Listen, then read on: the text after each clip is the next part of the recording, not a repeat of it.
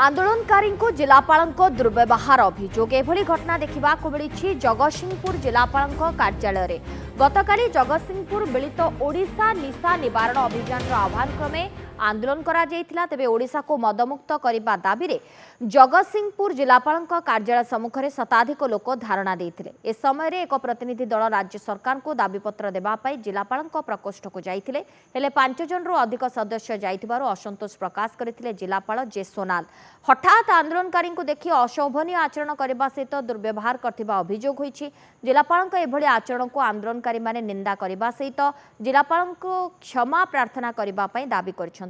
जदि जिलापाल क्षमा प्रार्थना न करती तेबे आंदोलन को तीव्रतर करने को आंदोलनकारी माने चेतावनी दैछन्ते। ओडिशारू मद हटेबा आम जिला संपूर्ण मदमुक्त करवा 1956 मसीहा आम मुख्यमंत्री थिले पूर्वतन मुख्यमंत्री नवकृष्ण चौधरी तांका समय जो आईन प्रणयन होइतिला 1956 मसीहा सेटा को आमे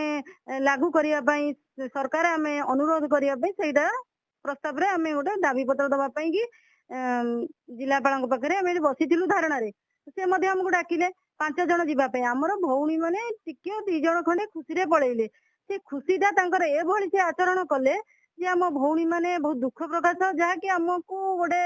आघात लगी। आमे काली ठारू एठी आपण माने देखुचंती धारणा रे 48 घंटा रानी बसिलुनी अधिका हबो किंतु तांकर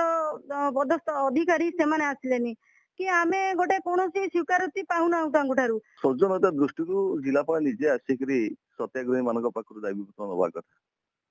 किंतु निज घर भितर बसिकरी सेठी ऑर्डर देदेले एठिकी आसंतु मु जाई परिबनी एठी आसंतु दवा पे तो एठी सत्याग्रही माने तांको पाखु जाइथिले दाबी पत्र दवा पे एवं दाबी पत्र दवा भितरे जिलापाल सहित फोटो उठेबा एई उद्देश्य रे जो माने 8 जन पसिगले एई सामान्य घटनाटा एभली भाबरे कदर्थ करदेले जिलापाल सोनाल जेना केस कला तुमके भीतर को आसीबा पे बाहर जाओ एरु बाहर जाओ समस्ते तुम बाहर गला पर कथा करी ये सोनाल जेना तार ये वक्तव्य रु प्रमाणित करदिला जे सी जने इतर मनुष्य पाठ पढ़ा पढ़ी से कलेक्टर होती कि नहीं आम जानी से साधारण शिष्टाचार जानना साधारण लोक भद्रमा देखा जाए